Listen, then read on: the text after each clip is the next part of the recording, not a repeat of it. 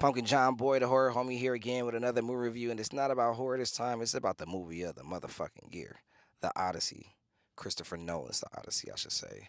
Now, this movie for sure took me through an emotional roller coaster, and we all know the story.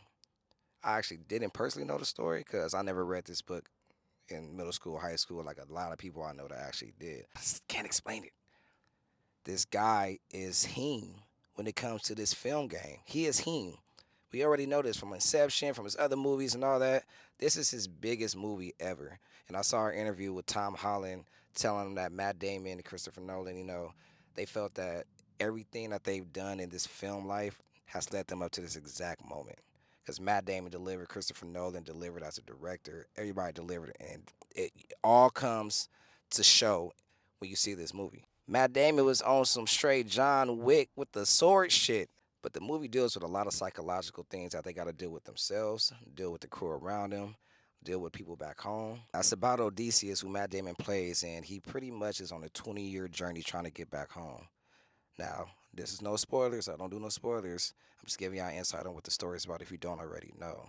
But we're dealing with gods, men, monsters, spirits. We're dealing with it all in this film. And Homer, who wrote this way back when, I wish I could study his mind because this movie is a full meal from beginning to end, full circle concept of a man dealing with his own mental and getting in the way of himself, basically, to get to where he needs to be in life. And as a man, I could relate.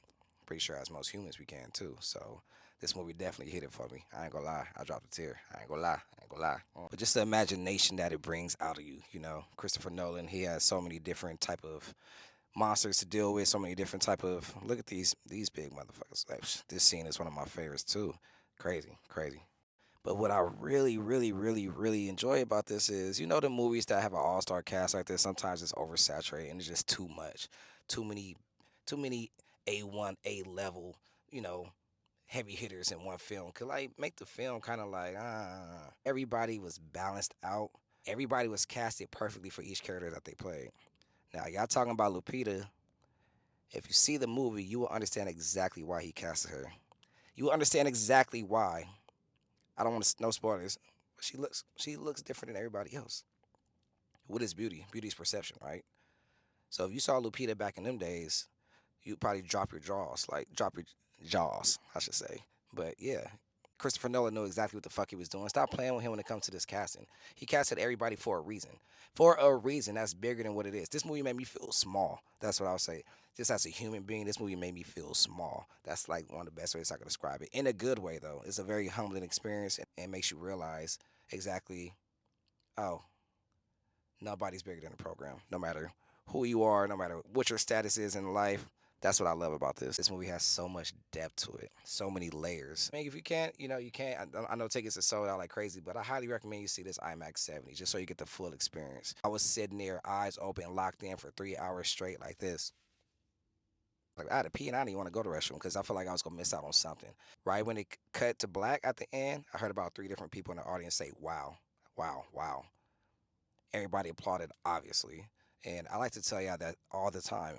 You have to make sure that your theater experience is with people that actually enjoy film. I was thankful to see it at the Alex in Glendale, where clearly everybody who was there is people who love film, people who understand great films, because that could also deter how you feel about the film when it comes out based on the audience reaction around you. You can see how everybody's feeling and moving and clapping or talking, or if you go see that at a theater with a whole bunch of old people or young people who not just talking loud and all that, that sets up your results of how you feel about the film overall. So I like to go to movie theaters that I know is going to be an engaged crowd. I know it's people who love film, and that's usually by going opening weekend and going to a dope theater at a premiere. I recommend y'all go see this movie. I have to give this a 10 out of 10. If you're not, you're a hater. Okay, if you give it a 9, cool, I'll give you that, but it's up there. It's up there. 10 out of 10, Christopher Nolan. Thank you for what you give to the world. Look, I got Lupita tatted right there. So, Lupita, hey, Matt Damon, Actor of the Year. I'm giving him the Oscar now. But like I said, I know we got some films left, but hey, go see this ASAP.